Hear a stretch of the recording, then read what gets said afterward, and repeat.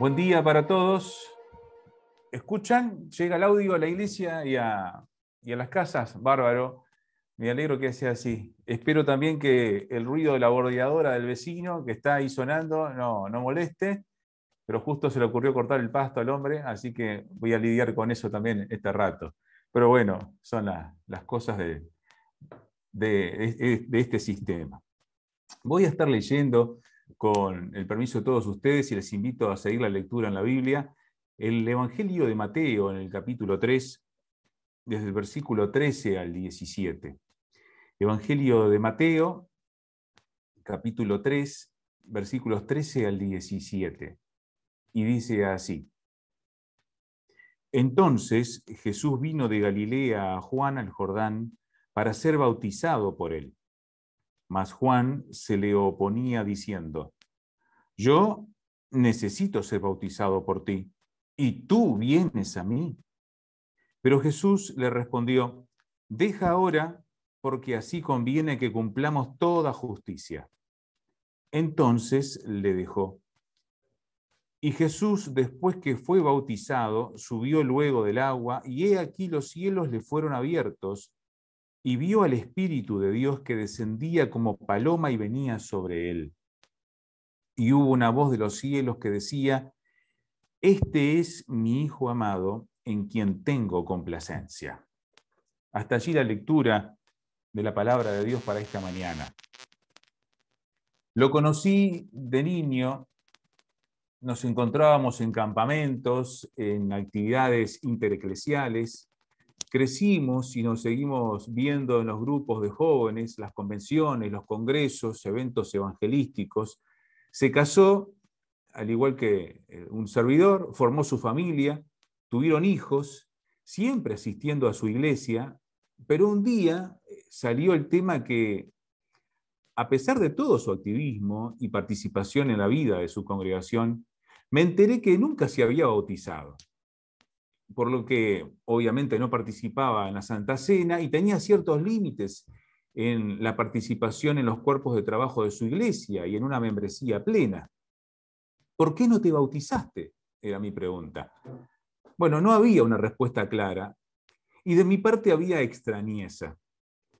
Aunque venía de una familia cristiana, su experiencia de fe se demostraba genuina y su participación en la vida de la iglesia era notoria.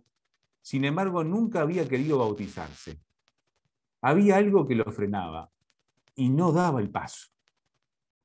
Pasaron los años, más de 40, y por allá en una conversación me dice: Esteban, me bautizo. Ah, sí, le digo, qué bien, te felicito. El paso del tiempo, el ser padre, el querer enseñar la fe y algún proceso interno que le hizo clic lo llevaron a tomar la decisión. Sin embargo, pasó toda la mayor parte de su vida de fe sin obedecer esta ordenanza de Jesucristo. En el fondo, lo que había era una resistencia al compromiso. Y hoy estoy observando este mismo tipo de resistencia en mucha gente joven que le está costando tomar el paso de obediencia de bautizarse. Es que cuando se entiende lo que significa el bautismo y el compromiso que este genera, allí empiezan los titubeos, ¿verdad? ¿Por qué? ¿Por qué pasa eso? Hoy los especialistas observan y analizan el problema. Algunos hablan que estamos en una era del miedo al compromiso, otros se animan a tildarla como fobia al compromiso, y yo mismo me animaría a decir que estamos en una generación que desprecia el compromiso. No hay compromiso en las relaciones amorosas, se retrasa o simplemente se deja de lado el matrimonio legal y religioso debido a todos los compromisos y responsabilidades que pertenecer a esta institución genera. No hay compromisos a largo plazo con las empresas, cada vez más escuchamos eso, donde los empleados son más volátiles y se van de un lado para otro, y se hace cada vez más difícil retener el talento humano porque los compromisos son cada vez más frágiles y las personas no se sienten unidas a las entidades que les dan trabajo. Ya eso de hacer carrera de 20, 30 años aparentemente está dejando de existir. No hay tampoco compromisos ideológicos y se abandonan las banderas que se alzaban por otras hasta del signo contrario, cambiando las lealtades como quien se cambia la ropa interior. Y cada vez también es más difícil lograr un compromiso con la fe en Jesucristo. Porque cuando se entiende que Jesús no anda a medias tintas, que pide dejarlo todo y seguirle como hizo con sus primeros discípulos, que tomemos nuestra cruz cada día y le sigamos, obedezcamos, que lo amemos, que permanezcamos unidos a Él, bueno, allí se nos complica el panorama, ¿verdad? Puesto que no queremos atarnos a nada y ni nadie en esta generación. En este pasaje de Mateo que acabamos de leer, vemos el inicio del ministerio público de Jesús. Está asumiendo públicamente ante Dios y los hombres su compromiso de vida y demostrando lo que él mismo modelaría como exigencia para sus seguidores más tarde. El capítulo 3 de Mateo, si usted lo lee todo, comienza con el precursor, el que estaba preparando el camino para la llegada de Jesús y mostrando por dónde vendría la propuesta de Jesucristo. Y Juan el Bautista no anduvo con medias tintas. Su mensaje era directo y apelante. Arrepiéntanse, porque el reino de los cielos se ha acercado. Este llamado de Juan los convocaba a realizar una manifestación visual tras confesar sus pecados. Utilizaban el bautismo como un rito de demostración pública de esa decisión. Bueno, e incluso iban los líderes religiosos, corruptos de esa época, que venían a darse baños de pureza, como queriendo aparentar, y Juan les medía la intención, entendía por dónde venían, y les decía que tienen que dar frutos dignos de arrepentimiento y no solamente señales rituales con un mojarse en el río Jordán con él. Y el bautismo que Juan utilizaba como señal era para arrepentimiento. O sea, era de un cambio de mente, de un cambio de manera de vivir, de dejar un estilo de vida para empezar a caminar en la dirección contraria, asumiendo otros valores espirituales y de vida práctica. Ahí llega Jesús, viniendo de Galilea, del otro lado del país, escuchando que su primo estaba en un proceso de avivamiento espiritual en la región y ahora se encuentra allí con él. Mateo señala correctamente, en palabras de Juan, que Jesús no precisaba bautizarse para arrepentimiento. Él era 100% Dios, sin pecado, sin necesidad de confesar, pues su vida tenía un fruto impecable, como 100% hombre también que era, y había enfrentado todas las cosas que los seres humanos enfrentamos. Es más, Juan le dice que el que necesita ser bautizado por ti soy yo y no al revés. Entonces, ¿por qué fue a bautizarse Jesús si no tenía necesidad de ese proceso? La Dios habla hoy traduce su respuesta allí en el pasaje que leímos, diciendo: es conveniente que cumplamos, Juan, todo lo que es justo. Jesús era justo, no precisaba el bautismo, pero era conveniente que lo hiciera. ¿Por qué? El bautismo de Jesús fue en primer lugar una demostración. Uno ve claramente al leer los 4 evangelios que Juan recibió la visión claramente de quién era Jesús una vez que vio con sus propios ojos y dándose cuenta quién era el que estaba llegando allí para pedir bautismo. Dios le muestra a Juan que él era el elegido por Dios para bautizar con el Espíritu Santo. Y desde ese entonces dio testimonio de Jesús como el Cordero de Dios que quita el pecado del mundo. Claramente para ilustrar y abrir su ministerio como lo que tenía que hacer, el precursor antes del Mesías. Tenemos las señales sobrenaturales, se abre el cielo, desciende el Espíritu Santo como paloma y la misma voz del Padre diciendo: este es mi Hijo amado a quien he elegido. También en el bautismo de Jesús hay una identificación del ser del Señor con el ser humano. Ahí tenemos al justo identificándose con los injustos, que necesitan arrepentimiento, necesitan confesión, necesitan frutos de arrepentimiento. como diría Isaías referente al siervo del Señor, que justificaría a muchos llevando sus iniquidades.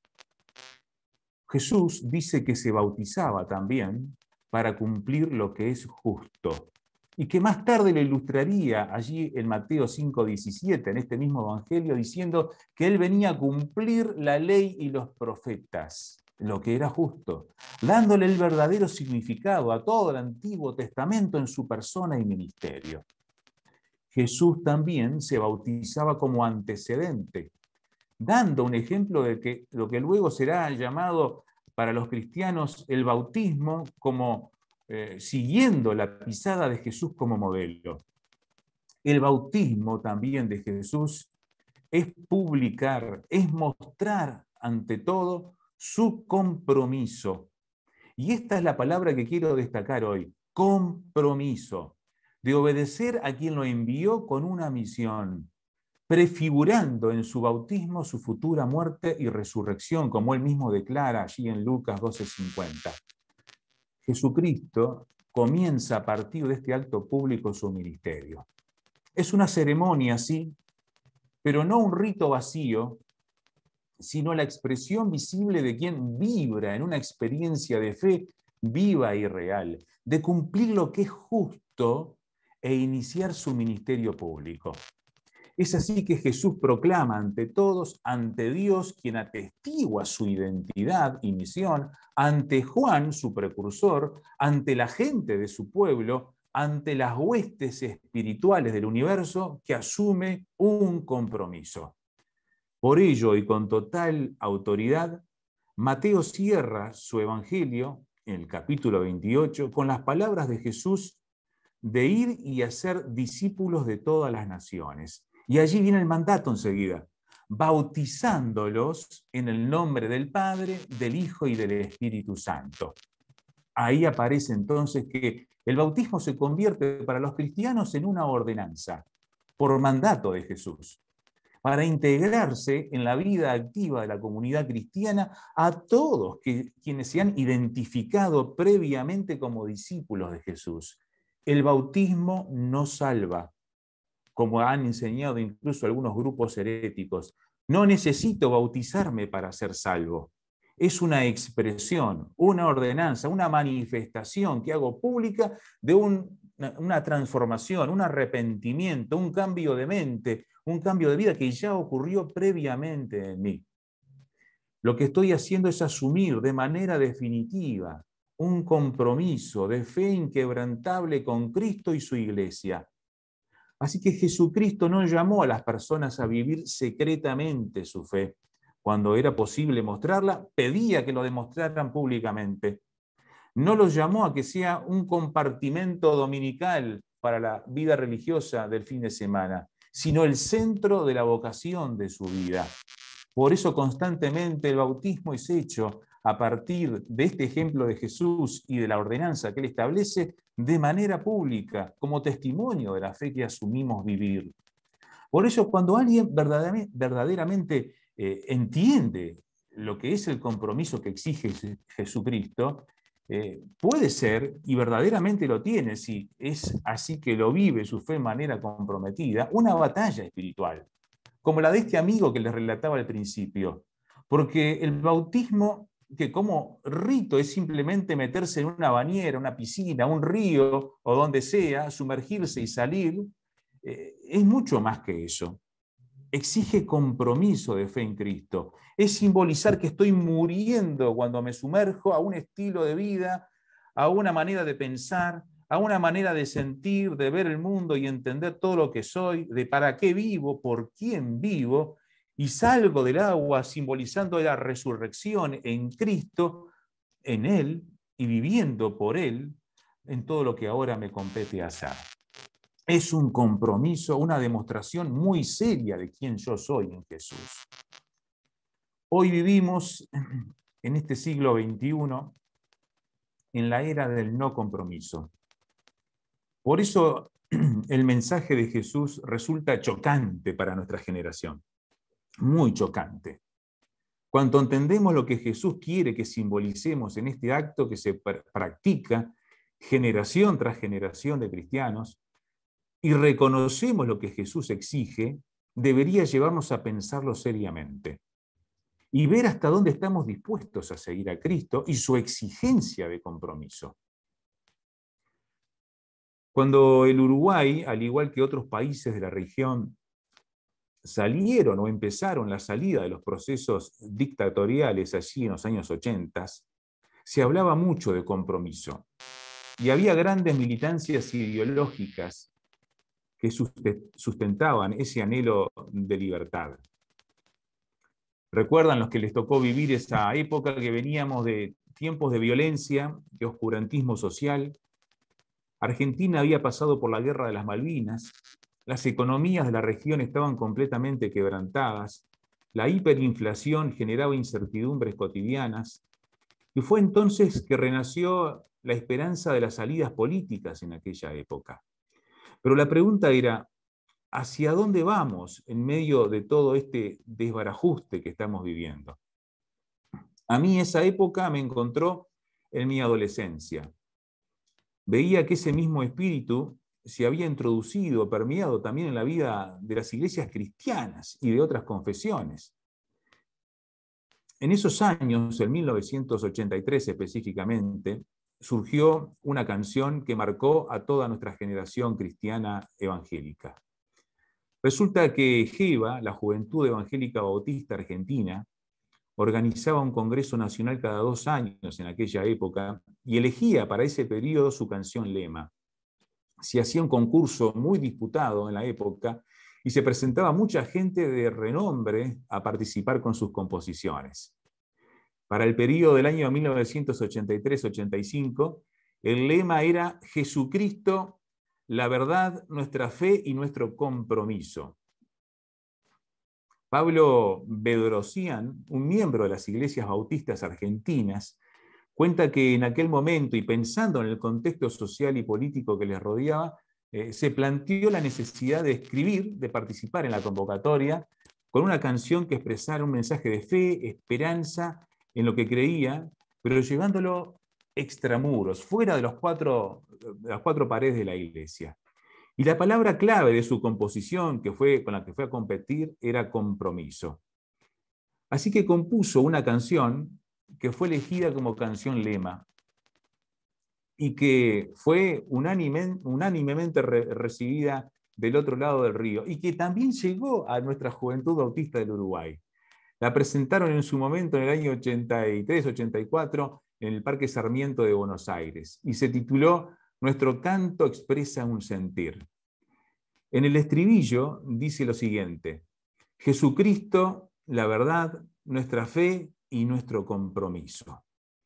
Yo recuerdo haberla cantado en el primer congreso juvenil en el que participé de lo que luego pasó a llamarse JEU, Juventud Evangélica Bautista del Uruguay, en el año 85, en un congreso de jóvenes en la ciudad de Colonia, en el Bastión del Carmen, donde se hizo esa actividad. Pero un par de años antes, el 3 de octubre del año 83, si mal no me acuerdo, a la edad de 12 años, me bauticé. Ese mismo día se bautizó el hermano Marcelo Armada, y había otra chica que no sé por qué no pudo hacerlo, Verónica Valls, que se bautizó en otro momento, no me acuerdo por qué ella no pudo llegar ese día.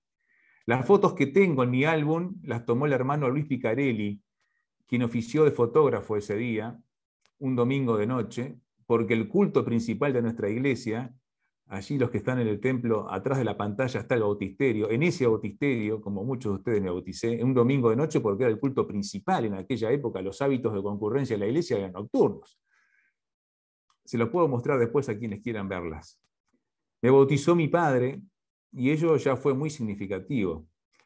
Y lo recuerdo sin todo el detalle de ese día, sin entender todo lo que implicaba, y hoy con más conciencia, mirándolo a la distancia, pero sí puedo decir que lo hice en ese momento sabiendo que estaba asumiendo un compromiso, que no era un rito religioso y social, era afirmar ante Dios y la congregación como testigo mi decisión de seguir a Cristo, de comprometerme.